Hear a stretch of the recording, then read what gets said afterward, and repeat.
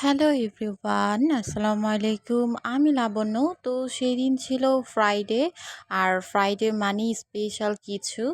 তো ফ্রাইডে সকাল সকাল আম্মু বোয়া ভাত আর ভর্তা বানিয়েছিল। আর এই বোয়া ভাত সম্পর্কে একমাত্র বিক্রমপুরের মানুষেরাই এর মর্ম বুঝবে। তো আমাদের বিক্রমপুরের সবথেকে ফেমাস খাবার হচ্ছে বোয়া ভাত। তো আম্মু এই বোয়া ভাত কিভাবে রান্না করে সেটা আজকে আপনাদের সাথে শেয়ার করব। চলেন ভিডিওটা শুরু করা যাক। তো এই তো প্রথমেই আম্মু চাল আর ডাল একসাথে করে সুন্দর করে ধুয়ে নিচ্ছে।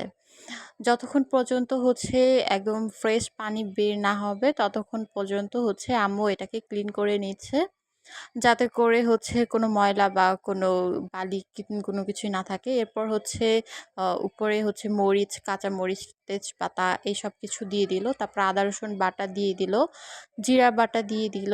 এরপর লবণ দিয়ে দিল। এরপর ধনিয়ার ফাঁকি